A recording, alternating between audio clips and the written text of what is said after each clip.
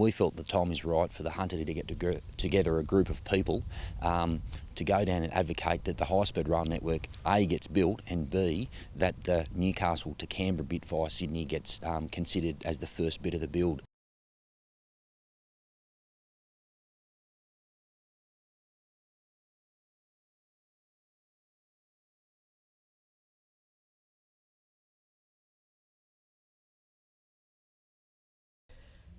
It's hard to believe this was once the main route to Sydney, the old Pacific Highway, now a wasteland. Once prized possessions abandoned and clutter from the cupboard strewn across the landscape. Nature does its best to conceal the crime, but the man-made mess has already scarred the surrounds. I think people who do this really don't have much of a social conscience. Down the road, more debris lines a public road just outside Catherine Hill Bay. They just blatantly dump it and take off and don't give a damn. Council's now so fed up with cleaning up other people's waste, it's hired a full-time ranger just to track tossers. We're doing things like surveillance and also taking any witness accounts, going through the waste to identify any material that might identify who actually owns the waste. This rubbish has been dumped in the middle of a fire trail in Wallara National Park, polluting the environment but also posing huge safety concerns during bushfire season. On the spot fines range between $750 and $5,000. On top of that, Council will also issue a clean-up notice, so they've got the cost of clean-up as well. If things such as asbestos and chemicals are dumped, offenders face up to $1 million in fines and 7 years jail. Realistically, the tip charges, if whatever they might be, people who dump will dump anyway. If that's what they left the road like, have a look inside their house. Kath Landers, NBN News.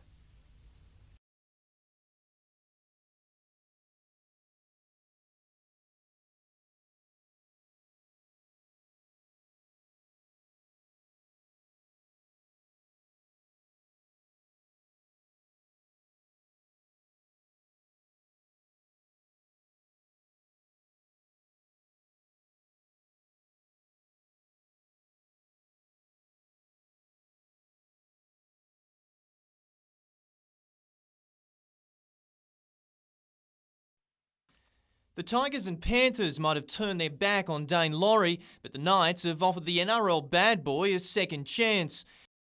His first time in the red and blue mightn't have got off to a great start, but before too long, the 27-year-old 123-kilo prop showed why he's considered one to watch. Obviously, he's still working on his fitness. He carried the ball strong and tackled well. He'll improve every game, and hopefully by the time he finishes his trial period, he'll be a bit closer to NRL selection. And he won't be the only one being scrutinised. Last night's trial against a Newcastle comp rep side, a chance for many to force their way through into Wayne Bennett's plans. Zane Tedavano and another familiar face from last year, Tyrone Roberts, among those to put their best foot forward. But with so much depth, coaching staff are demanding consistency. We've still got a little bit more footy to play before the coach obviously decides who's going to play in the opening round. But next couple of weeks will sort a few things out for us.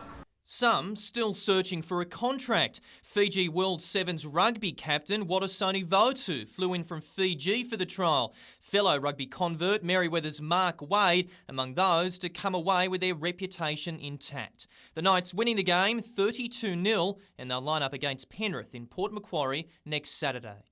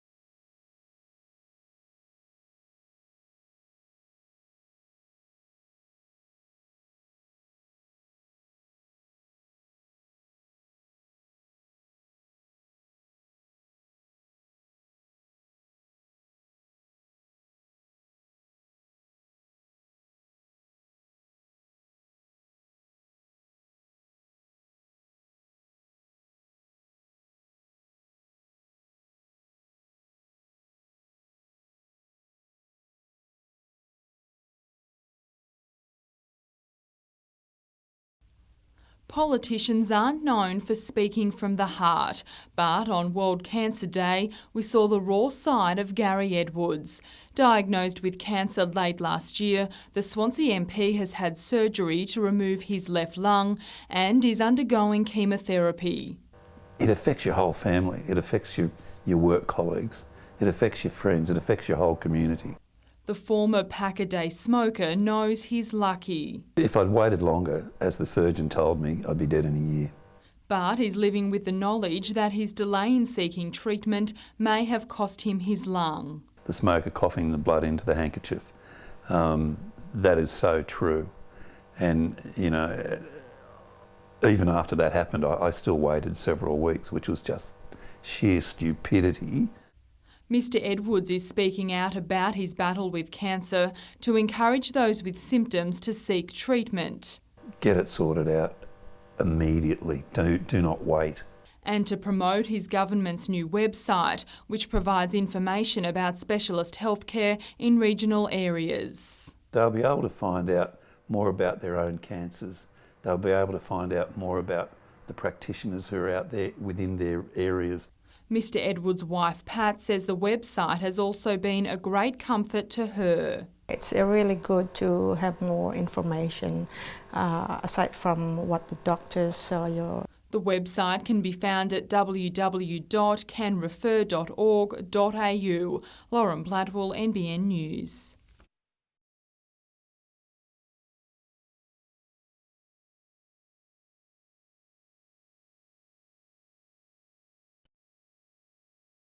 In NBN News tomorrow night, more gold from the vault as we look back at 50 years of NBN television and we relive the golden age of variety with NBN's Tonight Show from the late 70s. That's in the news tomorrow night.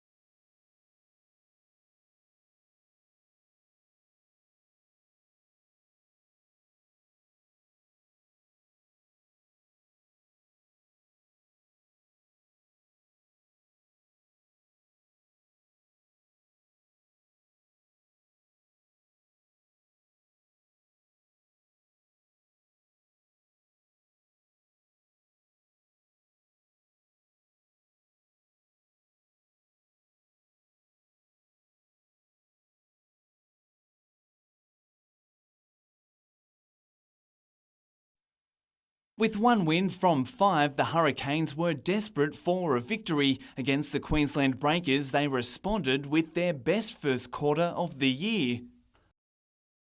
Hunter led 5-0 thanks to Olympic squad member Mitch Baird, who's trying to make the final cut for London. It's a bit surreal. A few years ago, I'd never dreamed that I'd be in this position. Keeper Angus Crowley kept a first-half clean sheet to lead by 7 at half-time in what will be his final season. The 27-year-old wants to go out in style. It's the only thing I haven't done in National League water polo is playing the finals. The belief is there with former Olympian Dan Marsden signed on as coach.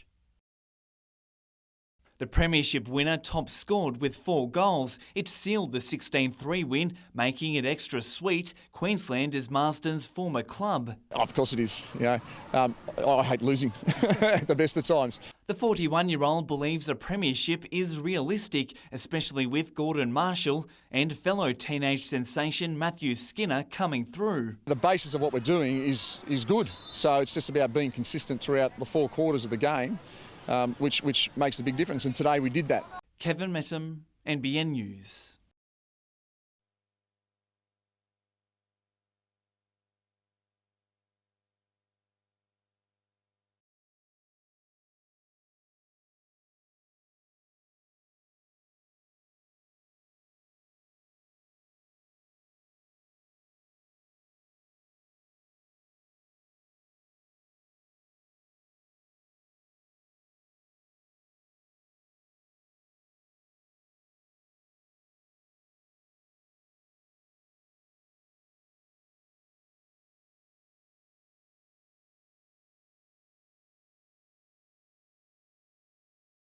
As the final 2 trees are removed, most of the pro-fig campaigners have gone home. Frances Ford, one of the few remaining. I'm sitting here to see the final death knell of these magnificent trees. That's expected to come tomorrow, but it won't be the end of the 2-year saga. Concerned ratepayers continue to take their complaints about the way Newcastle Council handled the ordeal to the ICAC and the Ombudsman. I have to say I mostly think those bodies are toothless tigers, but it can't hurt. If somebody gets a please explain, that'd be fantastic. I'm really concerned about the way the Newcastle community has been bruised severely. And then there's the issue of who's paying for the 70 police who remain long after the protesters. I'm told that council won't be charged for the time the police have been here, but somebody will pay, and it'll be the taxpayers of New South Wales. As for what's next, Council says it's working on a design for replacing the trees, which will go before elected members in March. It's expected to look similar to these concept plans released last August. I really hope that one day I look at this street and think, well, they've done a really good job. But I look at Tyrrell Street and I think this is the same talented team. Don't hold your breath. Lauren Bladwell, NBN News.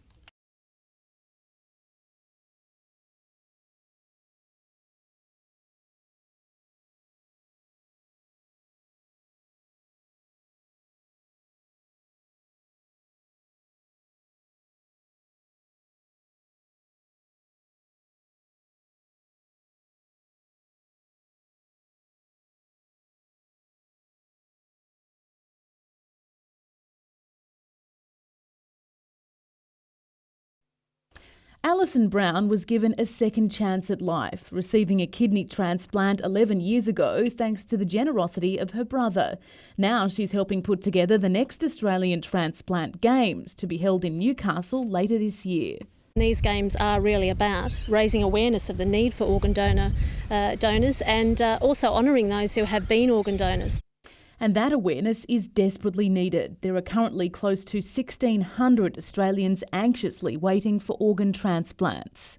In New South Wales last year we had about 80 organ donors who gave 210 people another chance at life. And a lot more donors are needed. It's hoped these games, announced by the Premier back in June last year, will prompt people to sign up to give the gift of life. They're also a fun way for recipients to show off their talents in a broad range of activities, from chess to Sudoku to swimming and athletics. They're a celebration of life. They are an opportunity for transplant recipients from across Australia and beyond to come together to celebrate that second chance at life. They haven't been held in New South Wales for a number of years now, and we couldn't think of a better location than the beautiful city of Newcastle.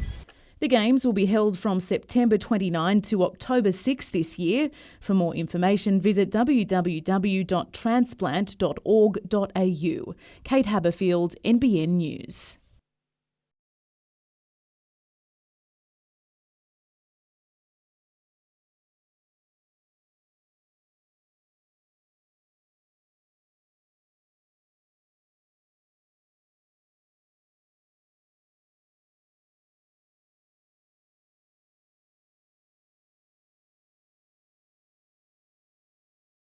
I've been lucky in a way. I've never had any real bad sickness at all.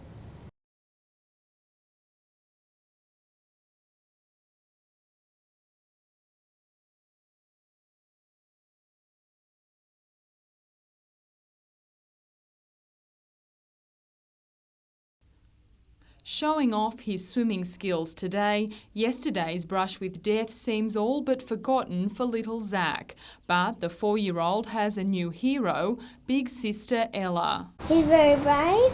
The siblings were standing in shallow water at Barooby Beach near Nelson Bay when they got into trouble. We were just standing there and we were talking to each other, and then a wave just took us away. I must have went under the water and water must went in my mouth a little.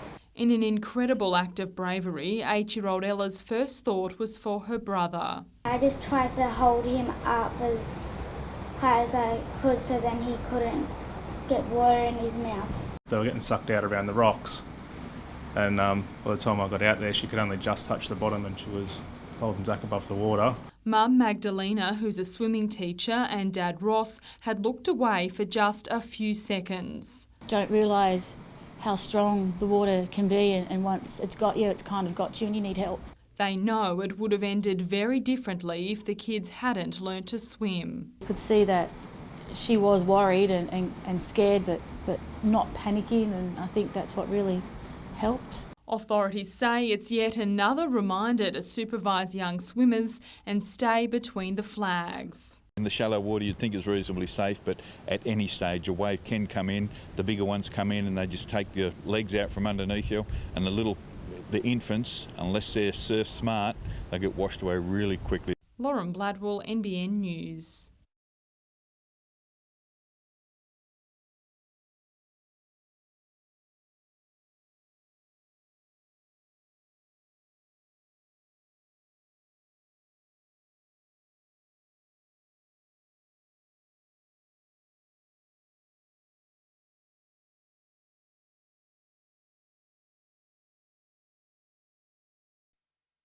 It was the golden age of variety, and the charming host, Peter Regan, not only opened the show with a song, but skillfully introduced and interviewed the stars.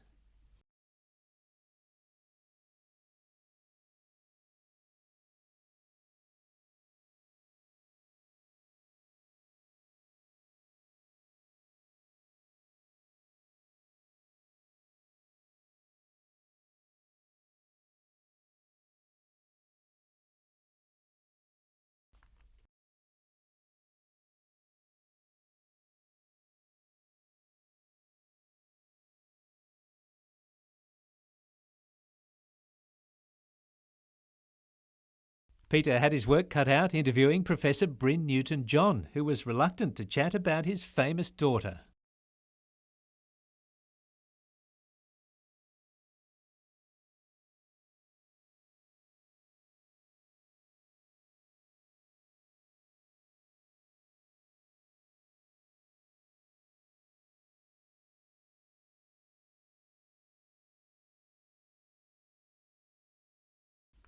Popular musician Milton Ward led the Tonight Show house band, while Moira Broidy was the resident performer.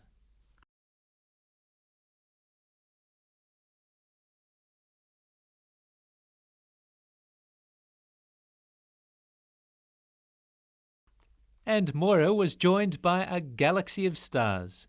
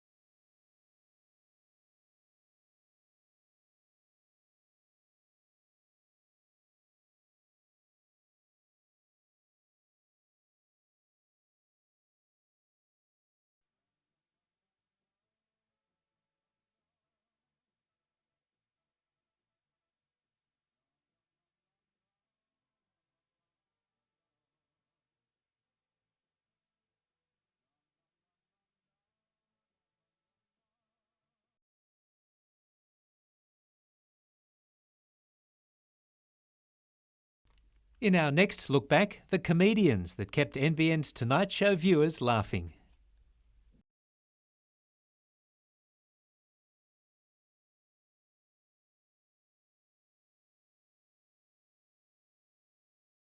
Newcastle had a big chance to change an awful record against an underperforming Sydney FC, but early on all the momentum was with the home side. The Gents regathered their composure through Francis Jeffers. It didn't matter shortly after an unlikely scorer headed home his first goal of the season. Others also haunted their former employer. This time it was Ruben Zatkovic's turn before rubbing it in. Tarek Elrich then supplied Jeremy Brockie for goal number 3. The boys have been giving me a bit of stick. I only score at home, so hopefully that's also the first couple of a few more away ones this year. Sydney hit back straight away in the second. That was followed by Michael Beauchamp's first ever A-League goal. A double substitution was made by a nervous Gary Van Egmond, and it worked as Ali Abbas scooted past the defence for his run of the season, Brockie cleaning up the scraps. The newly turned Aussie citizen wasn't finished, pinching his own at the death. A new club record and a fitting celebration. It was good to enjoy the moment, but we know that it's going to be, even tougher with the run-in through to the finals if we want to make this 6. Kevin Metham, NBN News.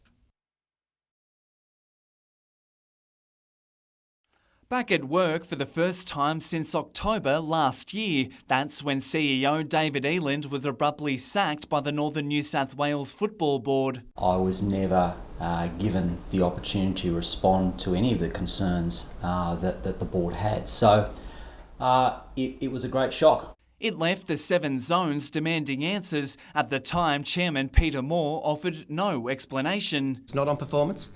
It was on something else. He and other board members have since been replaced. Mr Moore didn't want to comment today, but we do know there was friction over the decision to introduce the Newcastle Gents youth team into the NBN State League. But let me make this point, that it was the board that approved the Jets' inclusion in the State League. It wasn't David Eland. For now, Mr Eland will resume working with the Gents regarding their role in the community, as well as on club recruitment across the 7 zones. We'll be working hard to help clubs wherever we can, and if we can do that, we'll retain players. Kevin Metham, NBN News.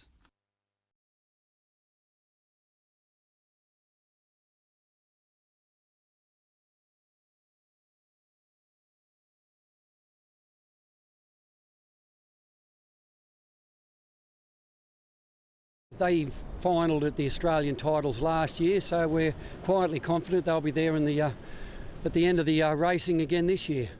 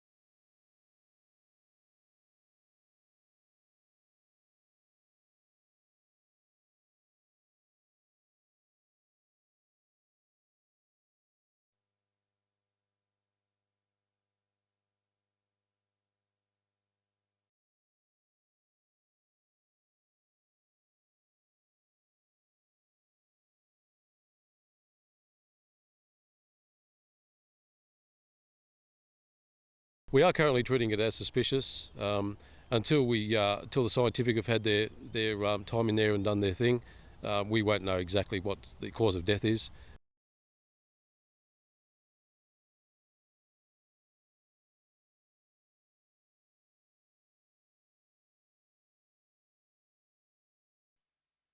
And then there was one. The final fig was removed from Lehman Street just after 11 this morning. The long fight finally over. Those who've stood by the trees couldn't believe their eyes. As you can see, when that last branch came down, that was a real moment of grief for a lot of people. As the end neared, they recited poems and showed just how much they loved these trees. It was always a place of peace, beauty, and coolness in the summer when you were too poor to own an air conditioner. They're not only the heart, they were the green lung of our city. But at council, they're breathing a sigh of relief. I think it is now time for us to move forward and the community to move forward. Left behind, death threats, legal challenges and violence. And, in the end, a council bill that could be as high as $2 million. The costs, I can't give you a definitive figure at this stage. We're still finalising work up there. As for the last word, if only trees could talk, then at least we'd know for sure whether these figs were safe or not. Nat Wallace, NBN News.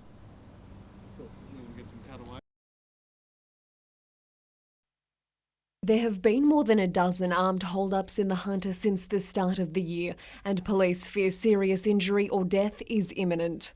It is only a matter of time before someone is injured. Detectives believe 3 of the robberies are the work of an organised crime gang, and that's now the focus of Strike Force Finite. We believe these type of armed robberies involve a lot more organisation than just opportunistic type armed robberies. This shopkeeper is too fearful for his own safety to be identified. He's been held up at gunpoint twice in the past 18 months. It was very violent and anything could happen to me. All the time I feel like scared and shocked, and any person who enters in the shop, the same thoughts click in the mind that he's a good person or a bad person. They're really very, very, very traumatic situations for those involved. Special analysts have also been brought in to profile those committing the crimes. I think most people will probably be aware of shows like CSI and that, and you know the analysis of crime comes from those sort of areas. We've got some civilian analysts working on these particular matters. Kath Landers, NBN News.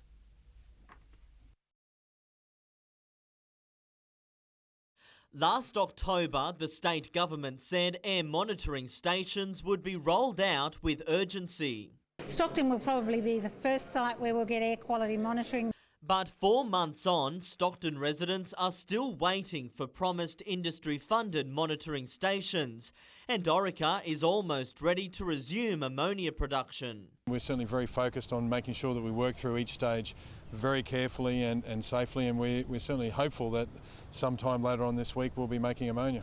Look, I think people would have felt a whole lot more comfortable if there had been a few monitoring stations up so that we weren't feeling like the human guinea pigs. The EPA says it's in the process of investigating possible sites for industry-funded monitoring stations. In the meantime, Orica will establish a temporary one. Orica's planning to build the air quality monitoring station here on Fullerton Street at Stockton. It's already in the process of buying the necessary equipment, and a development application will soon be lodged with Newcastle City Council. People at Mayfield, people at Islington, people at Carrington, they're all potentially in the firing line if things go bad. It just depends on the wind. Tyson Cottrell, NBN News.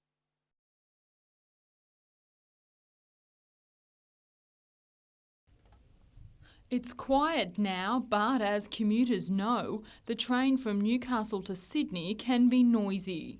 There's a lot of kids that get on just after school. They're pretty loud. The state government is hoping to deliver some peace through quiet carriages. Commuters who travel in the quiet carriage are encouraged not to speak loudly, not to use their mobile phones, not to play music loudly. The concept has already taken off in Queensland.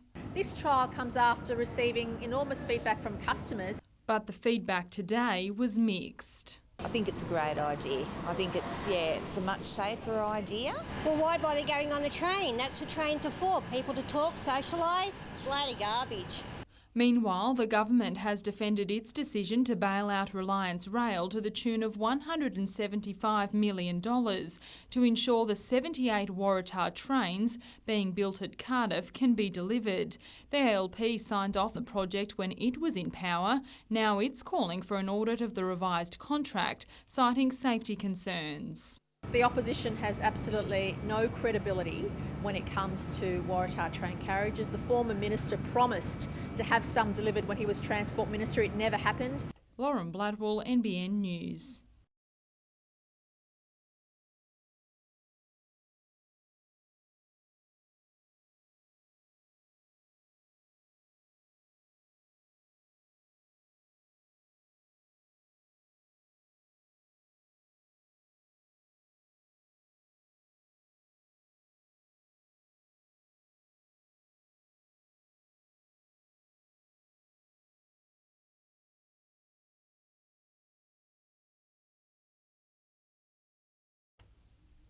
According to shipbuilder Forjax, this model has a world of potential. It's designed to spend unlimited time at sea. It's run without any fossil fuels, so it's solar and sail. Designed in conjunction with fellow marine company Solar Sailor, the Man of War is a world first and will be targeted at governments for defence applications. This UAV can sail in a stealth mode and then survey the landing area and find out what's going on real time, send the information back. The technology will also offer opportunities to weather bureaus for monitoring conditions. So it can be an early warning device for hurricanes and tsunamis. The 1 metre model has been 2 years in the making. Forjax hopes to soon start filling orders for hundreds of the 6 metre vessels. We can easily pump out a lot of them quite effectively and sell fleets, and that adds up to jobs in Newcastle. Lots of jobs. There's potential for 100 full-time positions for every 100 vessels built, and it's looking promising so far. After launching the drone at a Defence Expo last week, Forjax is in discussions with a global communications company and the US Navy. We'll talk to the Australian Department of Defence in that context as well once we have the prototype up and running. Lauren Bladwell, NBN News.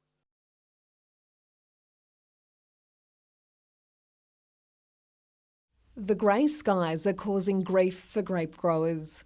Any serious rain, and particularly like the rain that you had last week from Tuesday till Friday midday type things, that would be a disaster now. The 2007 storm, which grounded the Pasha Bolka, also put an end to some Shiraz. If this big wet continues, the same fate might befall the 2012 vintage. If it rains, I think Shiraz is at risk. The soggy start to summer produced some fantastic fruit. I guess importantly the flavour is there, and so we can still make some quite flavoursome wines. It's given us a good crop. I think we'd have all liked to have seen a bit more heat over summer. Probably more the beer industry would have liked that than the wine industry, get people drinking a bit more. But rain on the rose late in the season grows mildew, which needs to be carefully managed. If we were to get another week of rain, we've been pretty fair trouble. There's still hope yet. The wet weather hasn't dampened the mood at Lindeman's Cellar Door, which today celebrated 100 years and the opening of a new cafe. Kath Landers, NBN News.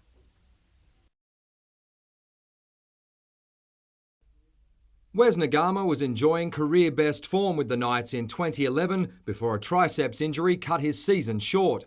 Now fully fit, he's worked harder than most in this pre-season as he prepares to fight for one of 2 places in the centres. Junior's there, Tamana as well, he's a known centre. You've got Tonga Liki as well, so there's 3 quality players there, so it's tough competition for the spots.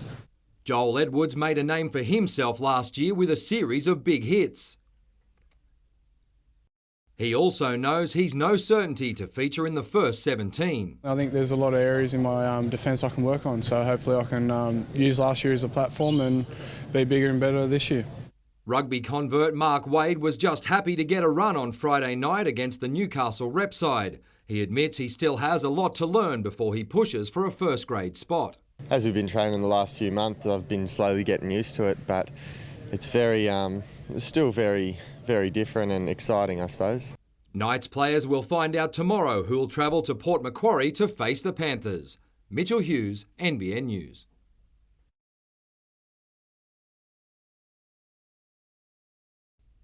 Chris Nicholson never encountered conditions like this on Lake Macquarie.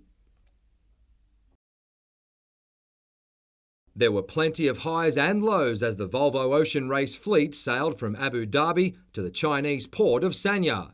Nicholson's boat Camper briefly snuck into first place, but a fishing net caught on the bottom of the boat slowed its progress. The skipper is taking it all in his stride. Just another day. At the end of Stage 3, Camper had grabbed third place, maintaining second overall behind Spanish boat Team Telefonica as the fleet prepares to head for Auckland. Another podium, but got to keep going the other way, higher up. Mitchell Hughes, NBN News.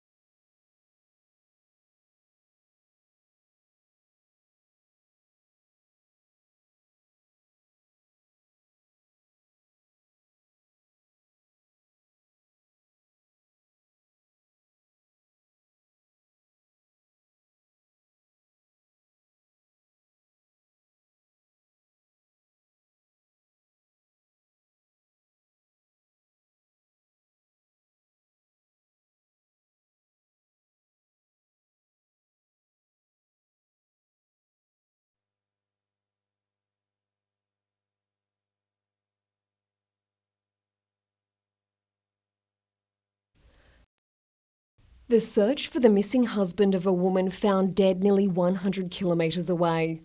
The police investigation began yesterday after Tammy Sinderman's daughter went to her Greta home concerned for her mother's welfare. Her worst fears were realised when she discovered the 43-year-old's body inside a shed. The death is being treated suspicious and Strikeforce Wintervale has been established. Police first heard Ms Sinderman's body was found hanging in the building, but by the time officers arrived, she was lying on the floor. The initial reports are inconsistent with what was found at the scene, and obviously that's part of the investigation. Ms Sinderman lived at the home with her grandmother. Nearby residents say they're shocked by what's happened. I never heard anything. They always sort of kept to themselves. They always seemed like a happy family. Today, police began scouring bushland at YE looking for the woman's husband, Darren Fishburn, who's not been seen since Monday night. One of the persons who lives with me, he actually heard some noises, more like domestic fight noises, like a woman screaming. Mr Fishburn didn't live at the house, but police haven't ruled him out as a suspect and are keen to speak to anyone with information on his whereabouts. It is believed that he may be using a red-coloured 1989 Nissan Patrol with the registration YAE 923. Interim post-mortem results have allowed police to rule out self-harm, but just how Tammy Sinderman was killed is yet to be determined. Today, police continued to guard the scene as Strikeforce investigators pieced together what happened. Kath Landers, NBN News.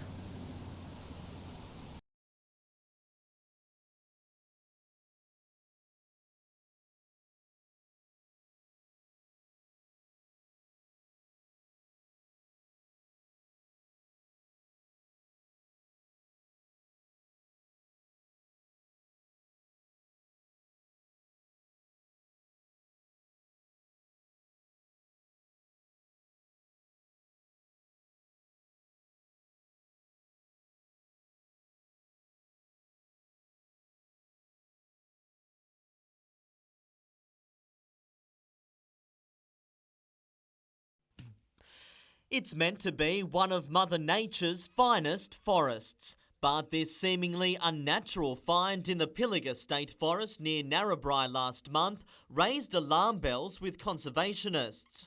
A local farmer from the area saw dead trees and saw that black sludge in the forest, and we actually fundraised money to be able to test that water in the lab and have got those results back now. And the Wilderness Society says the results speak for themselves.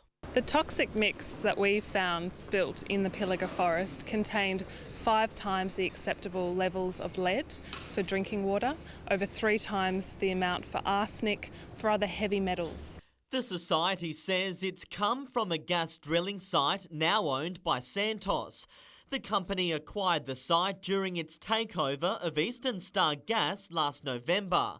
Santos says the leak occurred well before it acquired Eastern Star Gas, and it reported it as soon as it became aware of the problem.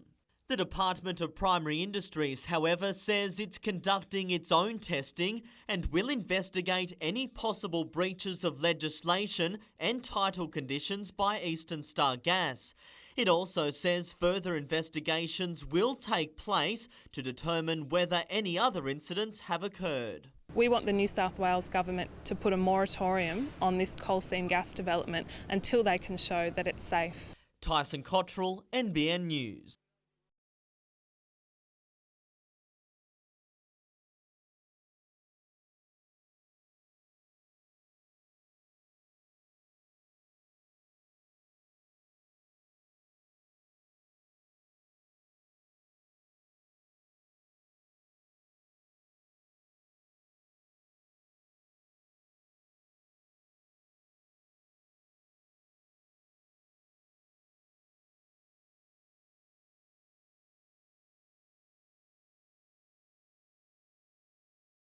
It's something many of us take for granted, the gift of sight.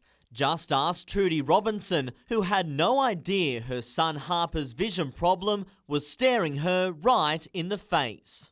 He basically was tripping over everything, running into walls, you name it. There was a lot of silly things that you just take normal as kids grow up. But a simple test as part of the statewide eyesight preschooler screening program proved it wasn't. They did the test and I got notification straight away that he should go to a professional. I took him to a professional and he was handed glasses 2 weeks later. The change glaringly obvious. And what was his first reaction when he put on the glasses? Oh my God, that's what you look like, Mum. That's what you actually look like. And then he sat in the back of the car and thought he was turning into Spider-Man. But children don't have to be superheroes to take the test. Can you find that one on your board? Parents who often say, I would never have known, and I still look at my child today and say, I can't believe that they have a vision problem. The message from Trudy: sign the consent form and get your children tested. Too important. It's too much to let go. And I feel that if you feel that your child might have an eyesight problem, just go get them tested. Seriously, it's too important for the child. Tyson Cottrell, NBN News.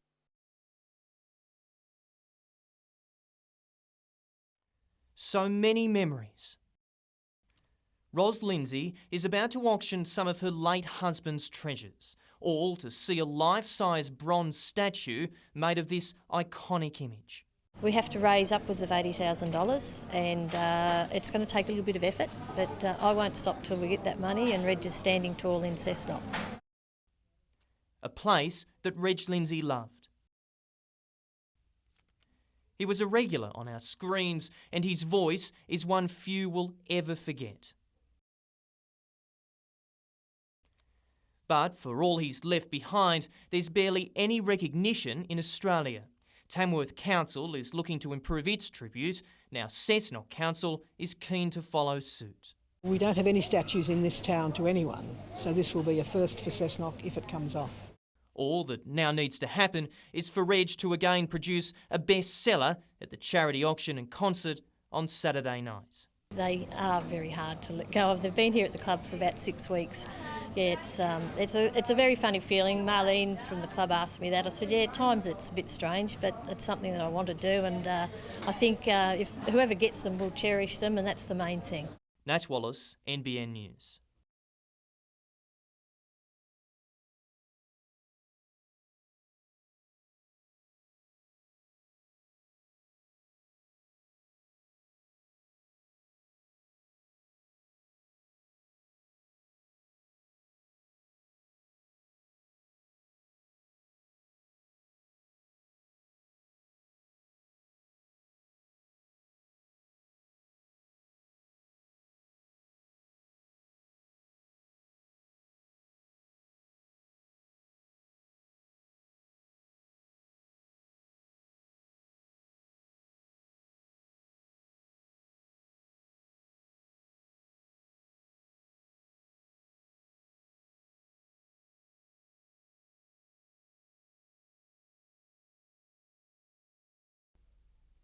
These are the men who will ultimately choose the first 4 players or coaches for the Knights Hall of Fame. People who are inducted into the Hall of Fame will be honoured and treasured and revered amongst the community for what they have given to this football club. Fans can vote on the NBN and Knights websites from tomorrow, and the panel is hoping they don't forget about founding fathers such as Alan McMahon. The sayings that he brought to this club, like be the player that everyone wants to play with, they are now part of the club's culture. A squad of 27 travels to Port Macquarie tomorrow to prepare for Saturday's trial against the Panthers. Former Knight Clint Newton is itching to resurrect his NRL career with Penrith. Sort of worked out quite ironic really to sort of leave Australia and then come back and play for Penrith for my first game back on home soil is against Newcastle, but there's not a lot of players there that I really know anymore. Mitchell Hughes, NBN News.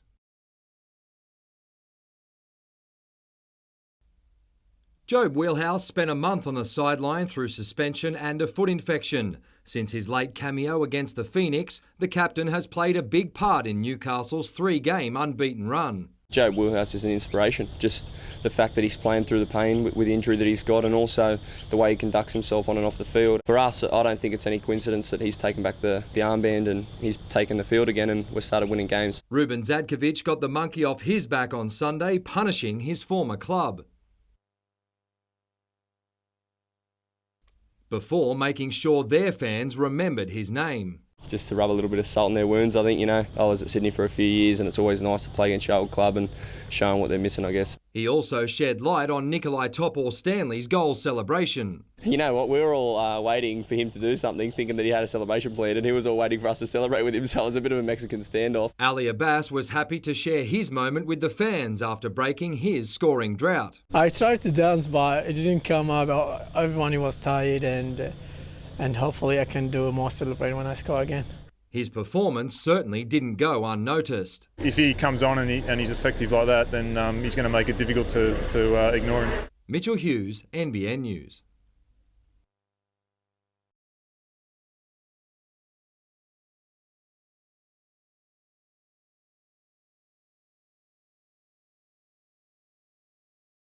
A little bit of pressure, but I like the pressure. I think I'm coming into a good opportunity, coming in, meeting some great people, and I'm just here basically to help these guys win more games and basically raise the bar to the next level.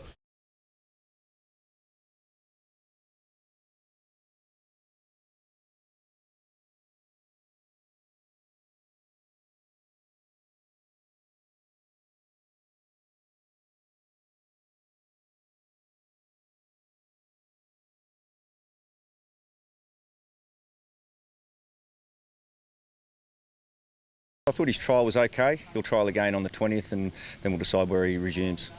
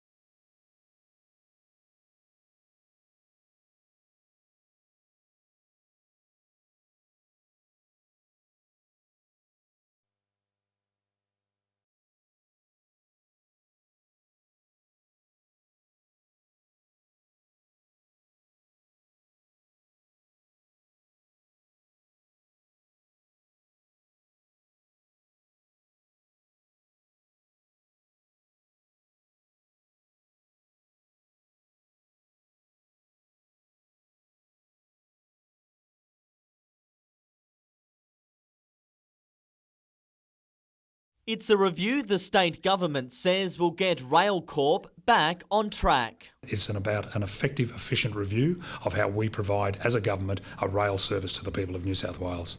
The opposition claims it's something more sinister. This review is about cost cutting. The minister's refusing to rule out loss of frontline staff. That means station staff. I think it's a bit premature to say that yet. I mean, as Minister Berejiklian enunciated last week, nothing is in and nothing is out. Speaking at Waratah train station today, Hunter Labor MPs say they fear less staff will mean more violence. The unfortunate reality is that Newcastle train stations are violent.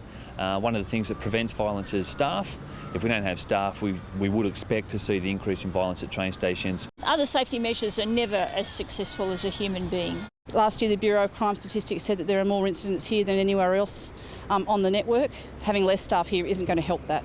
Despite Waratah train station recording the highest number of personal assaults in the entire state rail network, figures show only 3 people were assaulted for every 100,000 journeys. Labor cannot speak about anything to do with rail lines. I mean, they wasted $100 million on the T-card ticket system. They wasted $500 million on the Rozelle Metro. Tyson Cottrell, NBN News.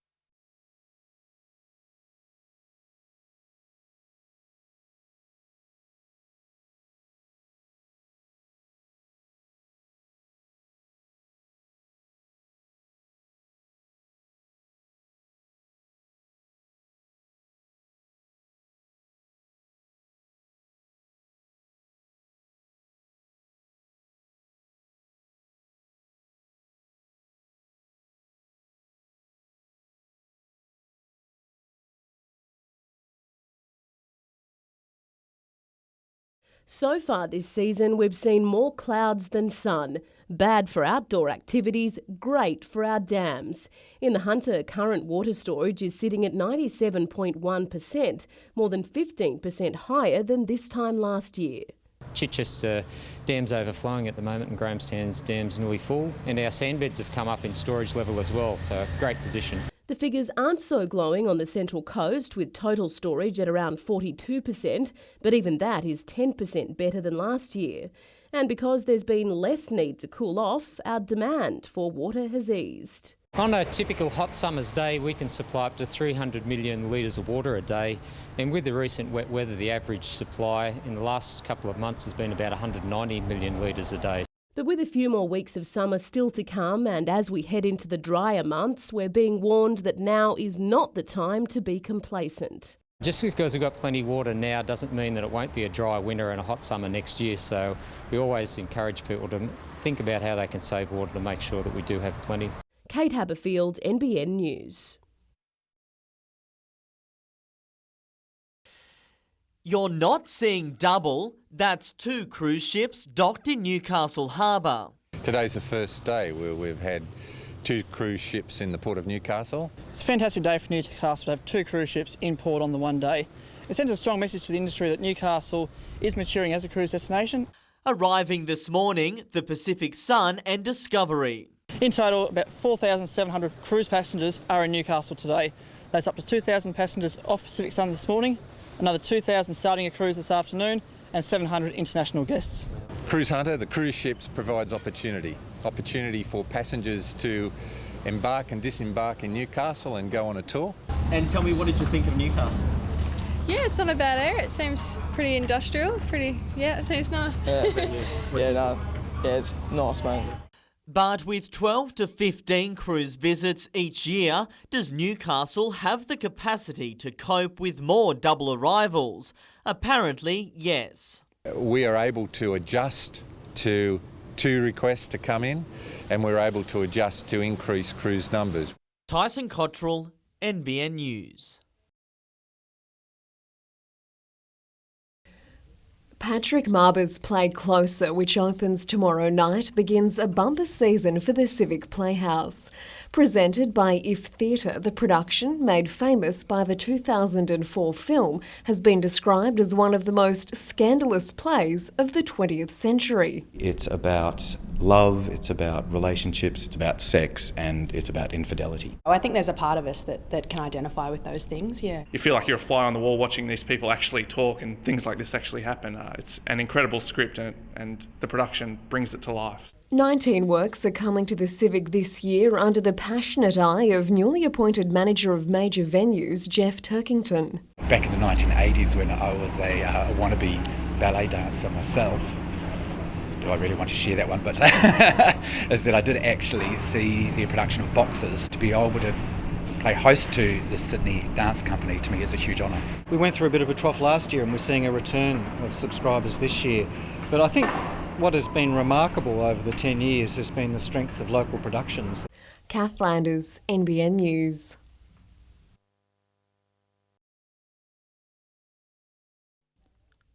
You may need a little imagination, but this is Morgan Street, Merewether, at the height of the Pasha-Bolka storm. Certainly the floodwaters, as they were in 2007, are very deep. They're running very quickly, and the buildings are having quite a big effect on the directions that the flow goes. Developed by engineers at the University of New South Wales, the simulation is considered a game changer for flood planning processes. Engineers have never known before exactly how buildings impact the flow of floodwater. If you take these buildings out, you just don't get the flow distributions right, and you can't match the actual recorded flood levels that occurred during the real flood in 2007. The data collected from the simulation of the June flood can be applied to any flooding event across Australia. The computer model generates a description of the width of the flows, the depths of the flows and the flow velocities through a floodplain. And that information then goes into a flood planning process that feeds into town planning documents. The model will also be used by emergency services. The information that comes out of these models can assist people developing plans for evacuation, selecting which roads are going to be safe to evacuate people on. Principal researcher Grantley Smith says his team modelled the Newcastle flood because it was so well documented. There was excellent information about the June 2007 floods.